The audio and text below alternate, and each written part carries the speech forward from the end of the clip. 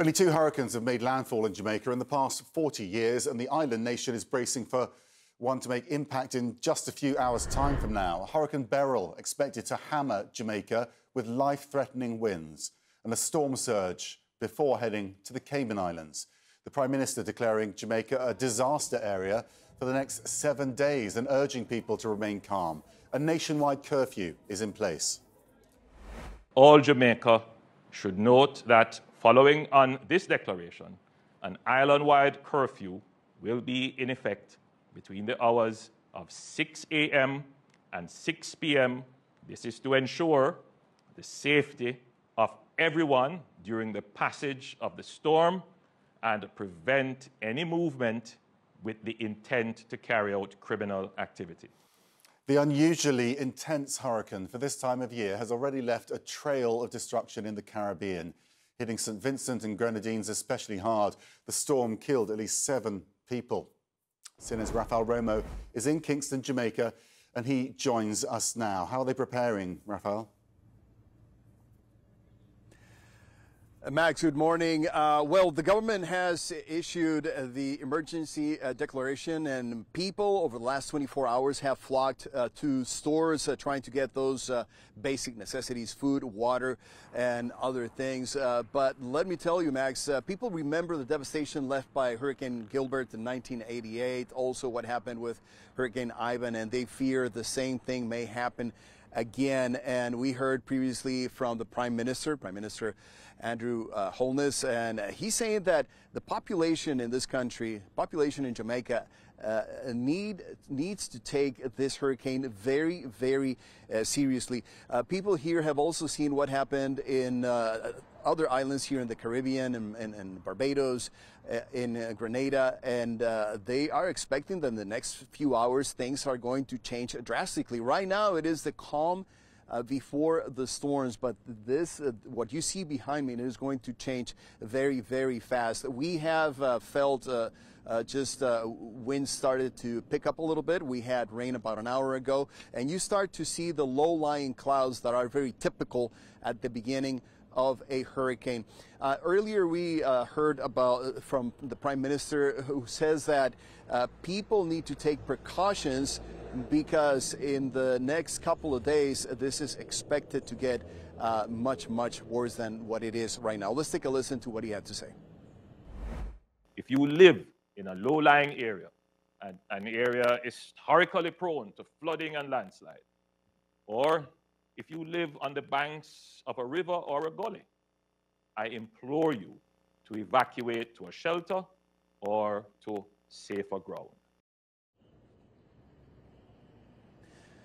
The Prime Minister also said that all relevant government agencies are on high alert. He also said that his government has deployed government forces to make sure that they can assist people in need after the hurricane passes, and also very important in this type of situation to maintain public order. As to why this is happening, why such a powerful hurricane is hitting the Caribbean so early in the season, meteorologists say that the ocean waters are very warm, and that's creating the perfect conditions to have not only this hurricane but also a very active season. Let's remember, Max, the hurricane season barely started on June 1st. We are at the very beginning. People here in the Caribbean tell us that they are not used to having to deal with this type of challenge until much later in the months of August and September. However, now they're getting ready to face a very significant, a very major storm coming their way in the next few hours. Max, back to you. Rafael Romo, thank you so much for joining us from there. For more on the hurricane's impact, let's bring in Desmond McKenzie. He's the Jamaican Minister of Local Government and Community Development, joins us now from Kingston. Thank you so much for joining us. For those who might be watching in Jamaica, just take us through the precise advice you're giving and when they need to act.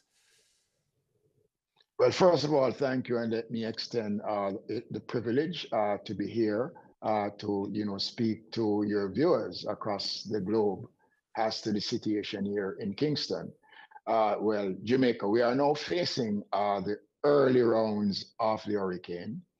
We have already completed all the preparations in regards to our shelters. We have over some 870 shelters. All the shelters have been activated. the reports that I've been getting so far that a number of shelters have started to accept persons in these shelters. The government has ensured that all the necessary steps have been taken to ensure that the country, manage the passage of this really major hurricane, the first one we've been having in almost 40 years. So the country is ready. The people have understand, they are bought into the message, and I am hoping for the best as we maneuver. The next 48 hours is going to be a telling one for the country. The state of emergency declared for 7 days. Just explain what you expect to happen over those 7 days. Well, what will happen is that we are going to be restricting movements of persons in a way that they will not arm themselves. There are certain communities in Jamaica that are prone to flooding that we have to pay special attention to. So what this does is to give our first respondent the opportunity to work despite the challenges, and so that people understand the dangers that this hurricane brings. So what we are seeing now is a collective response from government and the country as it relates to preparing and ensuring that we maneuver the next 48 hours the best way possible. Will you be forcing people from their homes? Well, under the Disaster Risk Act, the provisions are there, but I believe that we have done exceptionally well in public education sensitization. Up until late last night, our disaster coordinators right across the country and the members of parliament and the local representative at the municipal levels have been engaging in these communities. We do identify, we do know the communities which are prone to flooding, and we have seen significant response from these 48 hours. Because the concern amongst people who own homes in these situations is often that they want to stay to protect them. And that's a difficult argument, isn't it, when you know what's coming, and you can also probably understand why they don't want to leave their homes. Well, it's typical here in Jamaica. Persons feel more secure at home, but we have seen deterioration in certain areas based on the conditions of those areas. And as I said before, the people have a greater understanding and appreciation of the efforts of the government, and they are now, understanding. And already, as I said before, there are certain communities that persons have started to relocate from those communities to some of the shelters that we have right across the country. There are also certain communities, aren't there, who will take advantage of this situation. Concerns, obviously, about looting, which I think your Prime Minister was suggesting there. How do you prevent that without putting your security forces at risk? Well, the security forces are on alert. Necessary steps have been taken by both private and government businesses to secure their premises. It is not 100% foolproof that you'll be able to eliminate some level of that. But Jamaicans understand, and Jamaicans are appreciative of the challenges that hurricane brings. And I am quite sure that the greater majority of Jamaicans will heed to the call and will behave in a manner that is understanding of the crises that we share. As a country vulnerable to hurricanes, this is obviously, I think, the earliest hurricane that you've had. Do you see more hurricanes and more risk? And what would you put that down to?